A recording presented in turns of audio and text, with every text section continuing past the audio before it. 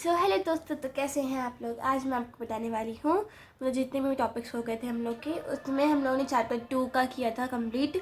तो from trade to territory जो chapter था हम लोग का, उसके आगे हमने चैप्टर्स कर लिए थे और इसके आगे हम बढ़ने वाले हैं कंपनी रूल एक्सपैंड। तो कंपनी रूल एक्सपैंड में हम लोग पढ़ने वाले हैं कि क्या क्या मतलब अब जो कंपनी थी उनने हम पे क्या क्या मतलब जैसे कि हम बैटल ऑफ बक्सर हार गए थे, बैटल ऑफ प्लासी हार गए थे, है ना। और उनने हम लोग के मतलब जो अब क्या होता था पहले की ट्रेड, पहले दो तरफ से होता था, मतलब अब क्या होता है ट्रेड होता था पहले, अब क्या होता है कि वो इंडियन कॉइन्स और इंडियन गोल्ड, इंडियन सिल्वर को ही हम लोग को देते थे। और मतलब वो ने मतलब हम मतलब जैसे कि गोल्ड आता था, सिल्वर आता था। गोल्ड और सिल्वर कहाँ से आता था? ब्रिटेन से आता था।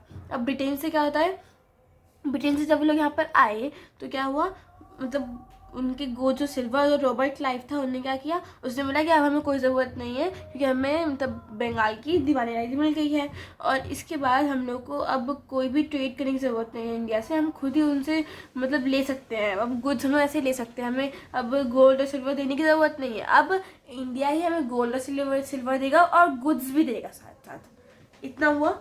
अब इसके बाद कंपनी क्या सोचती है, अब मैं रूल जो रूल मैं कह रहा हूँ इसको एक्सपैंड करने की कोशिश करती है। एक्सपैंड कैसे करेगी ये रूल, हम अभी इसमें इस टॉपिक में देखेंगे, ठीक है। तो हम लोग का ये हो जाएगा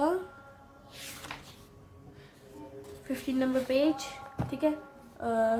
तो हम लोग ने देखो अब कौन सा पीरियड चल रहा है, ये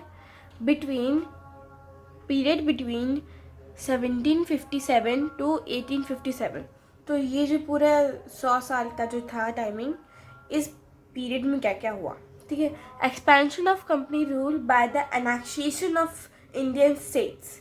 तो अब क्या होता है, अब जो रूल था ना, जो कंपनी का रूल था, उनने इंडियन स्टेट्स को अनेक्स करने की कोशिश की। मतलब अगर जितना भी एरिया है और उसको अनेक्स करने की कोशिश कर रहे हैं वो लोग, but the company rarely launch the direct military attack. तो उन कंपनी ने बहुत रेयरली क्या था कि वो उनने सीधे मेरे मतलब मुगल या फिर हम लोग पूरे एम्परर को देख रहे थे, तो उस पर सीधे अटैक नहीं करते थे मिलिट्री लोग, मतलब मिलिट्री उनकी जो पूरी होती थी उसके ऊपर सीधे अटैक नहीं करते थे, ठीक है। East India Company used a variety of political, economical and diplomatic methods in the process of annexation, ठीक है। अब इन्हें बहुत जो कंपनी थी उन्हें बहुत सारी वेराइटीज़, मतलब जैसे कि पॉलिटिक्स में मतलब बीच में इंटरफेयर करना, इकोनॉमिक इंटरफेयर करना, डिप्लोमेटिक मेथड्स में मतलब इंटरफेयर करना, और उसके कारण मतलब वो जितने भी मतलब हम लोग के पॉलिटिकल मेथड्स होते थे, जितने भी हम लोग प्रॉब्लम्स जो फेस कर रहे थे हम लोग उस टाइम, वो क्या करते थे, वो उनको सब समझ में आती थी, है ना। सब समझ में आने लगी उनको, तो इससे क्या हो गया, अब क्या होता है क्योंकि ये सब उनको पता चलने लग गया, तो कैसे फंक्शन कर रहा है इंडिया या फिर कैसे फंक्शन कर रहा था उस टाइम पे इंडिया, वो कैसे होगा अब उनको सब पता चल जाएगा, ठीक है। अब देखिए example, after the battle of Buxar in 1764 sorry, company appointed resistance in Indian states. अब उनने क्या किया, अब हर जगह जो मतलब कंपनीज थी ना उनने अपॉइंट कर दिया, मतलब हर एक स्टेट पे एक रेजिस्टेंट अपॉइंट कर दिया, ठीक है। The commission of political agent whose work was to serve and insert company. अब जो कंपनी जो जो पॉलिटिकल एजेंट था, जो कमर्शियल एजेंट था, उनने क्या किया, उनने जो इंसर्ट था मतलब उनने पूरा सर्व किया, मतलब पूरे कंपनी को सर्व करना शुरू किया। With the help of them the company intervene in matters of Indian state. अब उनने क्या किया, तभी जो एजेंट थे इनके, जो पॉलिटिकल एजेंट थे, उनने क्या किया, उनने अब क्या हेल्प ली और फिर उससे अपने हम लोग के जो मतलब इंटरवीन मैटर्स थे, जो इंडिया में मैटर्स चल रहे थे, जैसे प्रॉब्लम्स थी, वो सब उनको पता चलने लगी कि क्या क्या वीकनेसेस है इंडिया की, है ना। तो अब क्या होता है, उन्हें हम लोग के ऊपर, हम लोग के बाद अपना पॉलिसीज़ डालना शुरू कर दिया, जैसे कि subsidiary alliance, doctrine of labs, है ना, और बहुत सारे, ठीक है। तो 2-3 और 4-5 जितने भी हो सकते हैं, ठीक है।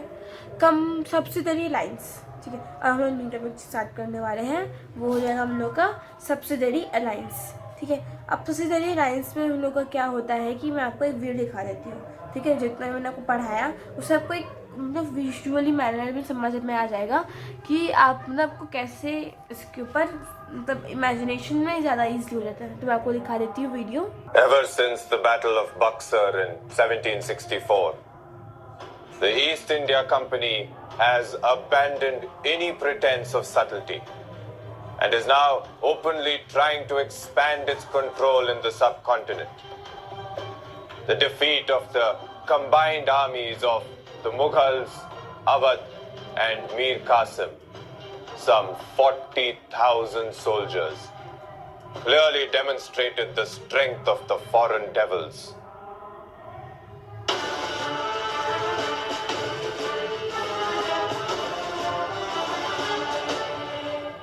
We are losing our grip on our own country. What's more, the East India Company appointed a resident to our court to assist with local affairs. They treat us like children. My court is but one of many that have had to endure this humiliation. What's more, they are capitalizing upon their victory at Buxar by enforcing the subsidiary alliance. This means that I am no longer permitted to keep my own military force or make a treaty with any of the other leaders. And to add insult to injury, I am forced to pay for the maintenance of a British subsidiary force in my territory, supposedly for my own protection. This is legalized thuggery. Should I refuse, the company can depose me and take control of my lands, as they did with the Nawab of Awadh. Anytime there is resistance, the British retaliate with force. Whenever their so-called diplomacy fails, they resort to war. I often look at the example set by Hyder Ali, the Nawab of Mysore. He forged an alliance with the French to help modernize his army. He was a strong military leader in his own right and spurned the advances of the East India Company and fought a series of battles between 1767 to 1799 called the Anglo-Mysore Wars. He gained control. तो जैसा आपने देखा video में, आपको समझ में आ गया कि कैसे कैसे जो मतलब कंपनी था वो हम लोग के ऊपर रूल करना शुरू कर दिया था। ठीक है, अब हम पढ़ेंगे इसका सब्सिडियरी अलायंस। अब सब्सिडियरी अलायंस जो ये क्वेश्चंस ना 4, 3 और 5 मार्क में ज़रूर आएंगे, मतलब आ सकते हैं और आएंगे। मतलब जितने भी चैप्टर्स है ना, उसमें जितने भी सबसे पॉलिसीज़ हैं वो पक्का आती ही आती हैं, है ना। तो उसको अच्छे से याद करना है, ऐसे किसने बनाया था, उसमें है क्या, मेन टर्म्स क्या है उसमें, और फिर क्यों कि कौन से स्टेट से जो एनेक्स हो गए थे उसके हिसाब से हमें वो याद करना है। ठीक है, तो सबसे पहले हम याद करेंगे सब्सिडियरी अलायंस। सब्सिडियरी अलायंस को किसने मतलब बनाया था, किसने उसको डिस्कवर या फिर इन्वेंट किया था, तो वो था रिचर्ड वेस्ले। ठीक है, he was the person who institutionalized and policies of subsidiary alliance. तो इनने ही मतलब शुरू किया था। और according to the terms of alliance, अभी देखो ये याद हो गई, तो ये याद रखना। ठीक है, Indian rulers were not allowed to have their independent forces. ठीक है, सब्सिडियरी अलायंस वॉज रिचर्ड, मतलब कैसे किसने बनाया था उसको, रिचर्ड वेस्ले ने बनाया था। और फिर उसको इंडियन रूलर्स को अलाउड नहीं था अपने इंडिपेंडेंट फोर्सेस रखने का।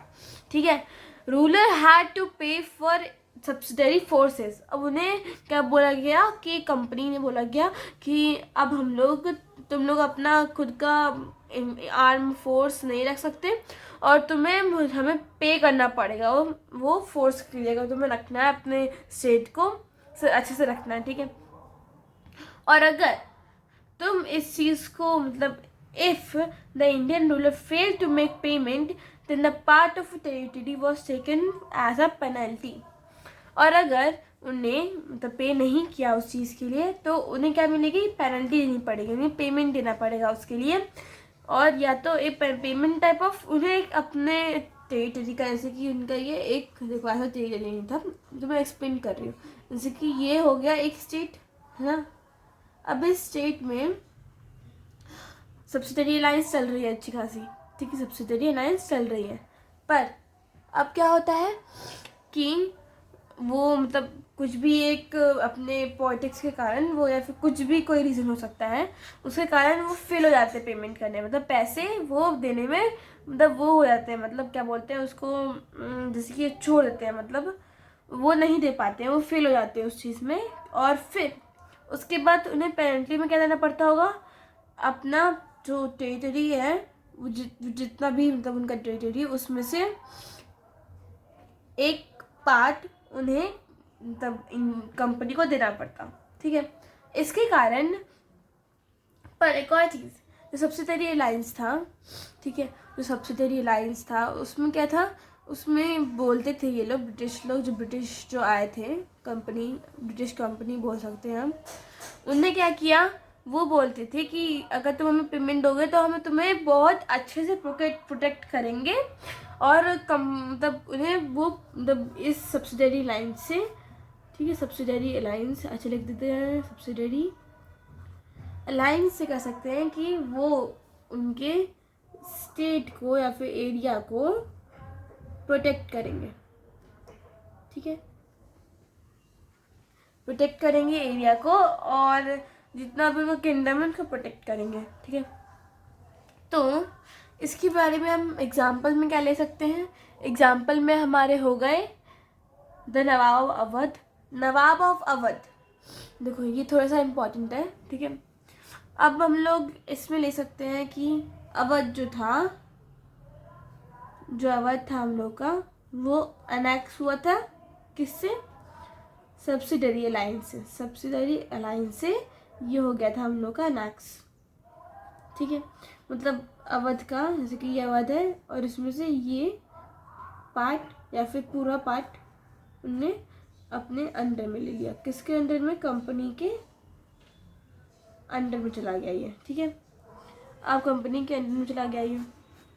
और ये कब हुआ था, अभी जो कंपनी अपने मतलब सब्सिडरी अलायंस में जो था, वो उन्होंने कब अनेक्स किया था उसको, तो 1801. इसको याद रखना बेटा, बहुत इंपॉर्टेंट चैप्टर है ये, ठीक है. इसमें बहुत बड़े बड़े क्वेश्चन आ सकते तुम्हारे, ठीक है. अब हम पढ़ेंगे टीपू सुल्तान, ठीक है, द टाइगर ऑफ मैसूर. इसके लिए मैं आपको वीडियो दिखा देती हूँ, जिससे कि आपको एक एनालाइजन हो जाए, या फिर एक दिमाग लग जाए, या फिर एक इमेजिनेशन, या फिर कुछ ऐसा हो जाए जिससे कि आपको ना दिमाग में बैठ जाए वो चीज़, और अगर वो क्वेश्चन आए तो आप आराम से ऐसे चुटकियों में आंसर दे दो, ठीक है.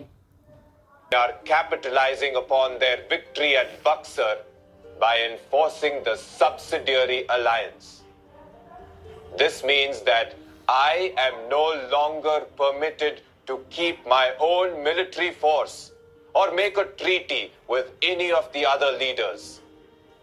And to add insult to injury, I am forced to pay for the maintenance of a British subsidiary force in my territory, supposedly for my own protection.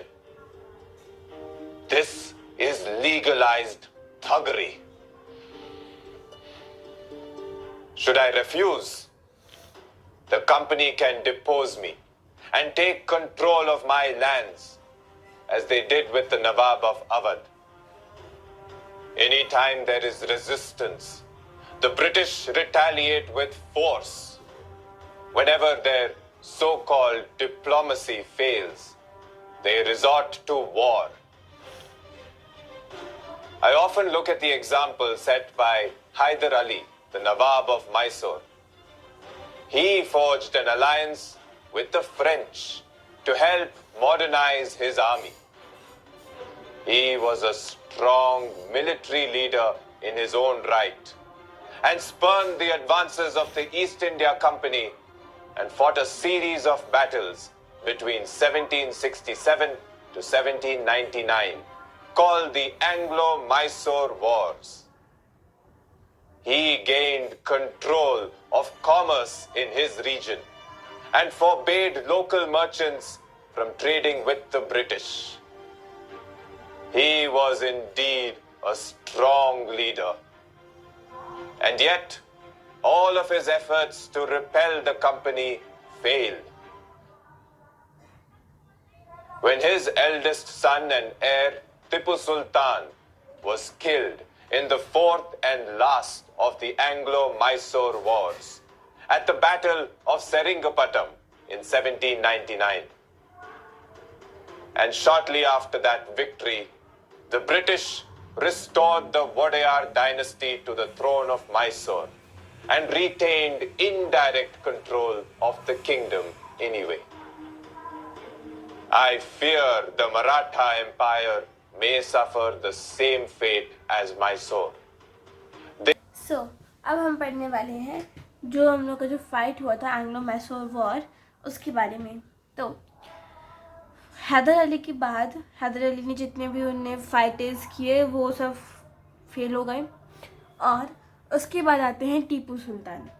अब टीपू सुल्तान को टाइगर ऑफ मैसूर बोला जाता है और ये जो टाइगर ऑफ मैसूर है ना उसको याद रखो, ठीक है। टाइगर ऑफ मैसूर में पूछ सकते हैं who was tiger of Mysore, तो who was tiger of Mysore was Tipu Sultan. Okay, simple. So अब हम पढ़ने वाले हैं at times use the direct military confessions to protect its political और इकोनॉमिक इंटरेस्ट।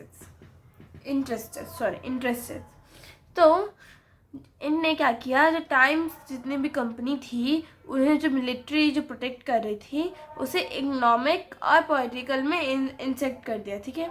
तो कैसे किया भाई, क्यों किया, कैसे, हाउ, है ना। सो हाउ, इसका एग्जांपल लेंगे हम southern India state of Mysore.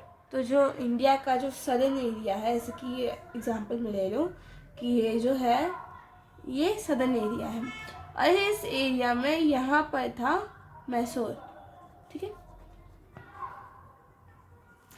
अब जो मैसूर था वो सदर्न इंडिया में था। Mysore controlled a profitable trade in Malabar coast, ठीक है। अब जो मैसूर था वो एक प्रॉफिटेबल ट्रेड कर रहा था किसके साथ, मालाबार कोस्ट। कहाँ पर, मालाबार कोस्ट में। और वहाँ पर क्या था, company purchased pepper, cardamom for the kingdom। अभी जो हैदर अली था, अगर आपको याद हो तो वो क्या हुआ था 1761 to 1782 और इसका एग्जाम्पल में क्या हो जाएगा, मतलब इसकी but in 1785 Tipu Sultan stopped export the sandalwood, pepper, cardamom through the parts of kingdom and this allowed the local merchants from trading with companies। जैसे कि आपने वीडियो में देखा था अभी, जो टीपू सुल्तान ने वो स्टॉप कर दिया था सारा एक्सपोर्ट, जितने भी एक्सपोर्ट होते थे उस कंपनी के साथ, ब्रिटिश कंपनी के साथ, ठीक है। उसने सैंडलवुड को बंद कर दिया, पेपर को बंद कर दिया, कार्डेमन स्टॉप कर दिया और बहुत सारे चीज़ें बंद कर दी, ठीक है। और जो मर्चेंट्स थे जिनसे वो ट्रेड करते थे कंपनी, उन्हें भी मना कर दिया कि तुम अब से कोई भी कंपनी या फिर कोई ब्रिटिश कंपनी को अब तुम अपना जो गुड्स है वो नहीं दे सकते। इसके कारण conflict was the Hyder Ali और टीपू सुल्तान, और हैदर अली और टीपू सुल्तान थे उनके बीच में और कंपनी के बीच में कॉन्फ्लिक्ट हुआ, मतलब लड़ाई, ठीक है। कंपनी, ठीक है। अब ये जो कंपनी था, ठीक है, ओके, तो company Haidar Ali, Tipu Sultan were the arrogant and dangerous. Tipu Sultan और जो हैदर अली थे वो बहुत डेंजरस थे। वो मतलब उन्हें बहुत ज़्यादा हर जगह से विक्ट्री पाई हुई थी उन लोगों ने। बट क्या होता है, कंट्रोल्ड एंड क्रश्ड, तो जो कंपनी ने टीपू सुल्तान और हैदर अली को क्रश कर दिया, मतलब उनका जो एरिया था उसे ले लिया और उन दोनों को मार दिया। ठीक है, देयर वर 4 फोर्टे, मतलब यहाँ पर अब देखो ये जो है ना, ये जो हुआ था इसे भी याद रखना कि कौन से ईयर में हुआ था, कौन से वॉर हुए थे, 3rd हुआ था, 2nd हुआ था, 4th हुआ था। ठीक है, अब तो 1764 से लेके 69, ठीक है, तो फर्स्ट एंग्लो मैसूर हुआ था वॉर। ठीक है, और उसके बाद होता है कब तक, 1780 से लेके 1784, मतलब 4 साल। ठीक है, वहाँ से क्या होता है, एंग्लो मैसूर वॉर, जो सेकेंड एंग्लो मैसूर हुआ था वो हुआ। फिर उसके बाद 1790 से लेके 1792 2 साल, 3rd एंग्लो मैसूर वॉर। और फिर लास्ट में जब हुआ था तो ये 1799 में हुआ, the 4th Anglo Mysore war. और इस time the battle of Seringapatam, कहाँ हुआ था ये, सेरिंगपट्टनम में हुआ था। ठीक है, तो इस टाइम पे उन्होंने क्या किया, द 4th जो था, 4th लोग का मतलब वॉर था, उसमें जो मैसूर था वो किसके अंदर आ गया, मैसूर जो था वो किसके अंदर आ गया, ब्रिटिश कंपनी के अंदर। तो ब्रिटिश कंपनी के अंदर में आ चुका था कौन सा स्टेट, मैसूर वॉर, तो सॉरी मैसूर। ठीक है, तो कंपनी अल्टीमेटेड विन द विक्ट्री। ठीक है, इसके बाद क्या हुआ, मतलब इसके बाद क्या होता है, इसके बाद होता है कि what are the events after the battle of Seringapatam. तो अब क्या कौन से इवेंट्स होते हैं आफ्टर सेरिंगपट्टनम के बैटल के बाद, Tipu Sultan died defending his capital in Seringapatam. वो टीपू सुल्तान था ना, वो मर जाता है कब, 4th वॉर में, जब वो अपने कैपिटल सेरिंगपट्टनम को बचा रहा था। ठीक है, उसके बाद Mysore was placed under the former ruling dynasty from Wodeyars. अब देखो जो मैसूर था ना, ये किसके अंदर में था, पहले ये वोडेयार्स के अंदर में था। ठीक है, वोडेयार्स के अंदर में, पर क्या होता है ना, ये जो मैसूर था उसे फॉट करके जो मतलब मैसूर मतलब पूरा क्या किंगडम था वो किसके अंदर आ गया, हैदर अली और टीपू सुल्तान। अब क्योंकि हैदर अली टीपू सुल्तान मर चुके थे, तो अब क्या किया, उस टाइम तक कंपनी का ये इरादा नहीं था कि वो मतलब एम्पायर को वो करेंगे, मतलब उसको मतलब वो करेंगे कि हम लोग को वो सिर्फ ट्रेड करना है। अब उनका था मन में कि अब हमें इंडिया को अपने हाथ में लेना है, मतलब उसका किंगडम को अनेक्स करना है। ठीक है, ये था उनका मेन टॉपिक। तो उन्होंने क्या किया, जो वोडियास डायनेस्टी था उसको वापस से उन्हें डायनेस्टी मतलब उन्हें ये मैसूर प्लेस दे दिया। Subsidiary alliance was imposed on the state, और सब्सिडरी अलायंस जो वोडियास जो मैसूर था वोडियास के ऊपर ये डाल दिया कि तब तुम्हें अभी सब्सिडरी अलायंस के मुझे पैसे देने पड़ेंगे तुम्हें, और तुम्हें मतलब जो मैसूर है वो तुम्हें अपने से रूल करो। पर रूल ऐसा भी नहीं कि उनको हर एक चीज़ पता होती थी ब्रिटिश को। ठीक है, हर एक की पॉइंट। ठीक है, उसके बाद अब क्या होता है हमारा, अब हम पढ़ेंगे स्टोरी ऑफ मराठा किंगडम। ठीक है, अब स्टोरी ऑफ मराठा किंगडम में क्या होता है, स्टोरी ऑफ मराठा किंगडम में होता है कि अब अगर आप वीडियो देखना चाहते हैं तो पहले वीडियो देख लेते हैं, या फिर हम पहले समझ लेते हैं, या फिर हम पहले समझ लेते हैं फिर वीडियो देख लेते हैं। Okay, vision of capture Delhi. तो अब क्या होता है, मराठा जो ब्रिटिश था वो क्या चाहता था कि देखो अब ना जब मराठा था ना ये कहाँ पड़ता था, अभी जो मराठा हम लोग का देखो कौन चीज़ बताया था तुम लोग को मैं, ये टीपू सुल्तान का टॉय टाइगर था। और इसमें ये जो था ये जो है जो अंकल दिख रहे हैं आपको, ये देखिए कौन है, ये ब्रिटिश है। ठीक है, ब्रिटिश का कोई मैन है, और ये मतलब टीपू सुल्तान का टाइगर। ठीक है, वो कैसे ख़त्म कर रहा है, किसको मार रहा है, ब्रिटिश को। तो ये उन टीपू सुल्तान का टॉय था, शायद से PBQ में आ जाए, है ना। अब हम पढ़ेंगे मराठा किंगडम। अब जो हम लोग का इंडिया है ना, मतलब मैं इंडिया को अच्छे से बना रही हूँ क्योंकि जल्दी जल्दी बना रहे हैं हम। तो ये जो एरिया था ना हम लोग का, जैसे कि गुजरात हो गया, मेरी ड्राइंग पे मत जाना, ठीक है।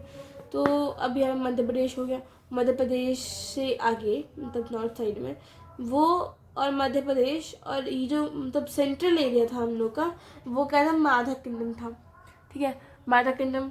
अब उसके बाद हम लोग का आ जाता है कि जो थर्ड बैटल ऑफ पानीपत हुआ था वहाँ वो, तो देखो थर्ड बैटल ऑफ पानीपत कहाँ पर हुई थी, ठीक है। तो विजन ऑफ दिल्ली, मतलब अब मराठा को क्या था कि वो कैप्चर करते दिल्ली को। मराठा वॉज डिफीटेड इन 1761। तो क्या होता है, मराठा वो डिफीट हो जाता है, ठीक है। Maratha were divided into many states under chiefs of sardars, ठीक है। और जैसे कि ये हो गया हम लोग का ये मराठा एम्पायर हो गया। अब मराठा एम्पायर में ये सब कुल ना ऐसे कि एक पार्ट में से डिवाइडेड थे ऐसे, ठीक है, ऐसे डिवाइडेड थे वो लोग। और जो एक जैसे कि पार्ट है, जैसे कि मैंने ये पार्ट ले लिया, वो पार्ट का जैसे कि सब पार्ट के जो होते थे उनका बोलते थे, जैसे कि ये जो हेड है इन सबके, ठीक है, इन सबके हेड कौन था, सबके जैसे कि इस एरिया का सरदार, फिर इस एरिया का अलग सरदार, इस एरिया का अलग सरदार। तो ऐसे ही पूरा कंपनी डिवाइडेड थी, ठीक है। जैसे कि सिंधिया ग्वालियर, होलकर इंदौर, जैसे कि तो प्लेसेस के नाम थे।